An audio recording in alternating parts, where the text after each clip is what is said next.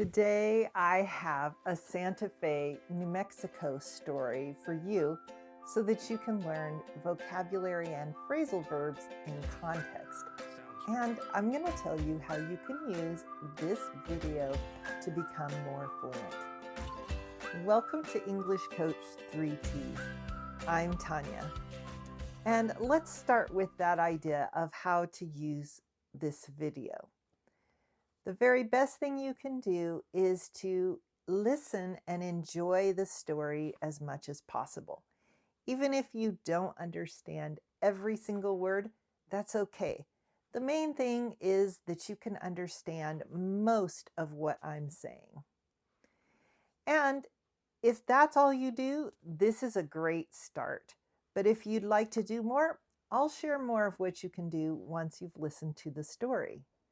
This is another story about our family and traveling around the USA. This particular story happened a little bit more recently than some of the other stories in this series. And if you missed those, I'll put a link to the playlist in the description below so that you can see them as well. This time it was just myself and Tiana traveling from where we lived in Arizona up to Santa Fe, New Mexico. And when I think about what really stands out for me on this particular trip, there are two things, and they're both related to food, which makes me kind of laugh because I think this is one of the things that connects me to my memory. I think probably a lot of people. Something that I enjoy, which is eating good food or delicious food. In this case, delicious food. Tiana and I decided to drive on some of the back roads to get to Santa Fe because we wanted to see the countryside and enjoy some of the places we hadn't seen or we wouldn't see if we took the main freeway or the interstate. So while we were driving on these little roads, which is quite a bit slower, and there aren't as many convenient places to stop to eat or use the restroom, we drove into this very small town. I don't remember the name of it, but what I do remember is that they had a very interesting menu, and I decided I was going to order something to eat and drink water as opposed to drinking one of my favorite beverages, which is Dr. Pepper. At the time, I was really struggling with drinking too much Dr. Pepper and too much sugar.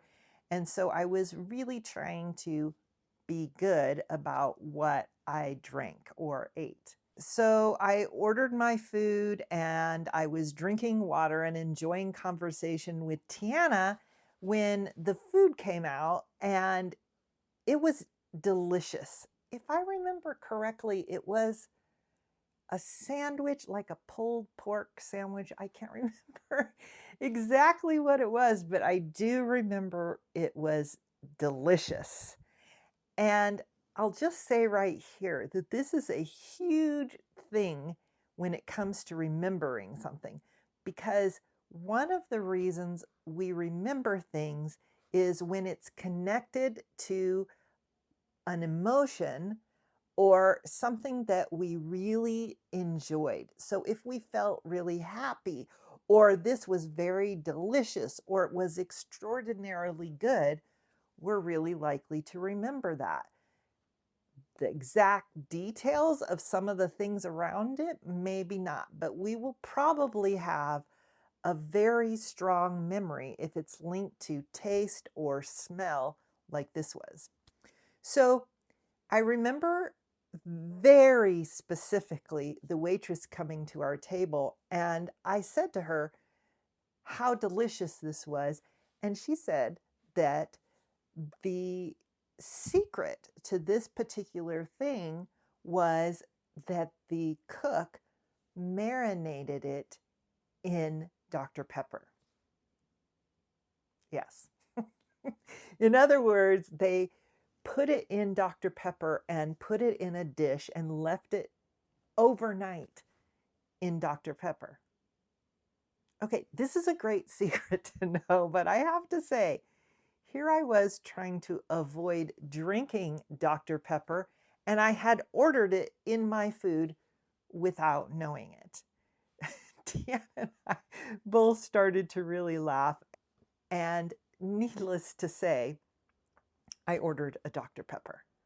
So I want to take a minute here to share with you one of the things I've learned from this and other things in my life that will really help you when you're trying to learn English or accomplish any type of goal that takes time and effort and is a journey. So in that moment, I felt like, oh, here I'm trying so hard. And no matter what I do, it's almost like Dr. Pepper is haunting me. It's following me around, trying to get me, which of course is not at all the case. But then I decided, okay, if there's Dr. Pepper in my food, I'm just going to go ahead and order a Dr. Pepper, which is totally okay. I enjoyed it. I enjoyed the food. I enjoyed the Dr. Pepper. And this was a great memory in our vacation. But it reminds me of something Tiana heard, which has really stuck in my head, which is that if you dropped your phone, would you then step on it? Of course not. So just because you made a mistake or you didn't meet your goal or you didn't do what you thought you might do, it doesn't necessarily mean that you should make it worse by now doing another thing that is going to make the situation worse.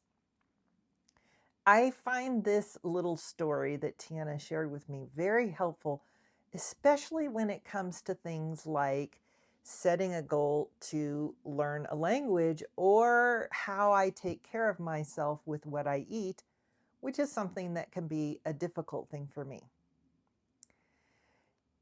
At any rate, we continued on with our journey. And the second thing that I really remember in this trip also has to do with food. And the thing that's really interesting to me about this is that what I eat, whether or not I'm eating healthy, is something I am often thinking about and wanting to improve. So it's interesting to me that what stands out to me in this particular vacation or this happy memory is two things that had somewhat of a negative effect on my health. Or maybe they weren't even that bad, but I was feeling guilty because I was eating sugar when I was trying to not eat sugar. So there's more to this, but let me share this second thing. One of the things we really enjoyed when we were in Santa Fe was this darling little quaint house made into kind of a coffee shop, chocolate shop. And you could go in and get a little cup of chocolate. And I mean, I had never had anything like this before. I'll share a picture of the little cups of warm chocolate that we got, but they were in these tiny little cups. I don't think you can really tell from the picture how little these cups were. Even though these little cups of chocolate had sugar in them, this is one of my fondest memories from the trip. It was so delicious, but also the little house where we were enjoying our cups of chocolate was so comfy and so cozy. And having time with Tiana at the very end of this journey to enjoy something special has really stayed with me all of this time. So, one of the things I try to remind myself is to cut myself a break. It's okay if I'm not doing things perfectly. It's okay if I enjoyed a cup of chocolate that had some sugar in it. It's not going to make or break my entire diet. And not only that, one of the other things we really enjoyed on this trip was some time we took to go hiking. I remember a couple of different things from the hike, but it's interesting to me that I would spend so much energy focusing on what I ate, but not spend very much energy at all looking at or focusing on or talking about the great time we had hiking, which is very good for your health. So it made me think, what if when I look back at this trip, instead of thinking to myself, oh, yeah, I ate too much sugar, what if I changed the way I think about it a little bit? Or we could say, what if I reframed the way I was thinking about that and focused on the things I did that were really healthy, like going on this hike, enjoying time with Tiana, enjoying the beautiful nature, and learning a lot about these ruins that we saw. I think part of the reason is that we don't say things to ourselves like, wow, I did a really great job on that vacation of taking care of myself. I did a wonderful job of getting some exercise and being out in nature. But why not? Why don't we say these things to ourselves? I know that for me, consciously taking the time to acknowledge these things to myself and maybe with other people that I really trust has helped me to make better choices, healthier choices in my life overall. And I know this works for students who are learning a language because we learn better, we learn more effectively when we feel comfortable, when we feel safe, and when we feel like it's okay to make mistakes. Learning these things on this trip and in a lot of areas of my life have really helped me with understanding what it takes to become fluent. It has a lot to do with what you do and how you do it. This is one of the things we talk a lot about in the She Speaks Fluency program. If you're a woman looking for a fluency program to help you get from where you are to where you want to be so that you can speak confidently and feel happy with your English, take a look at the description below and click on the link to join the waitlist for our She Speaks Fluency program. And I'll make sure to give you more information and invite you to look into it more. Santa Fe is one of my favorite cities in the United States. If you know me, you know that cities are not my thing. I'm more of a rural area kind of person. But Santa Fe is different from the standpoint that it's a much smaller city than a lot of other cities in the United States. And it is also one of the oldest capital cities in the United States. It was established in 1610 by Spanish colonists, making it a very unique city with unique architecture. And it also has a pretty big art scene, which is something that I enjoy. We enjoy going to museums and places where you can see art and learn about history. And Santa Fe has a lot of this kind of thing. If I were going to choose a city to live in the United States, Santa Fe would be one of the cities I would consider for that reason. There is a lot to do in and around Santa Fe, so if you have the chance to visit, I would definitely recommend it. And another great thing about Santa Fe is that it's not very far from Albuquerque, New Mexico, which is a much bigger city. So if you're looking for things that a bigger city has to offer, it's close by. There is a lot that you can learn about Santa Fe and New Mexico on the internet, which brings me to what I said earlier about what you could do to increase your fluency even more once you're finished listening to the video. And that is to take a little time to do some research in English.